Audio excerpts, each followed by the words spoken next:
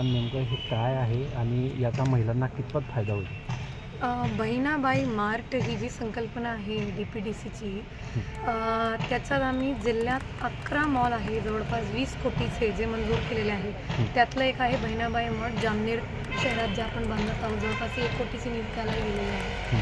त्याच्यात आपण खालच्या फ्लोअरवर, ग्राउंड फ्लोअरवर DMart सारखं एक बांधणार आहोत मॉल, की ज्याच्यात आमची बचत गट आहे त्यांचे वेगळे वेगळे वस्तू ठेवले जाणार. आणि ऑर्गॅनिक असतात काही वस्तू घरी बनलेल्या आहे, केमिकल फ्री आहे, प्रिझर्वेटिव्ह फ्री आहे.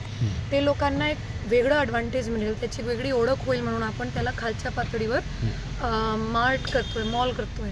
आणि पहिल्या फ्लोअरवर आपण त्यांना एक छोटंसं ऑफिस देतोय, कारण यांचे बरेचसे अकाउंट बुक्स असतात, मीटिंग्स असतात, वगैरे वगैरे त्यांना घ्यावे लागते. आणि बाजूलाच एक छोटंसं हॉटेलही करून देतोय, कारण की यांचे जे काय पिठलं भाकरी, ढोकळे, जे काय पापड वगैरे हे बनवतात त्याची डिमांड खूप राहते लोकांमध्ये.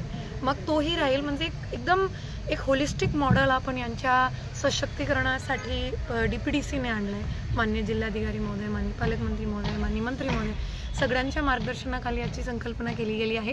उद्दिष्ट एकच आहे, आमच्या जेवढे बचत गट आहे त्यांचं सशक्तीकरण 100% सगळ्या प्रत्येक दृष्टिकोनातून झालं पाहिजे. मॅडम, बचत गट सशक्तीकरणासाठी प्रयत्न होत आहेत, मात्र जामनेर तालुक्यात असे काही बचत गट आहेत जे फक्त नावाला आहेत आणि त्यांचं कोणती कार्य दिसले नाही किंवा काय, तर अशा बचत गटाची देखील चौकशी होईल का?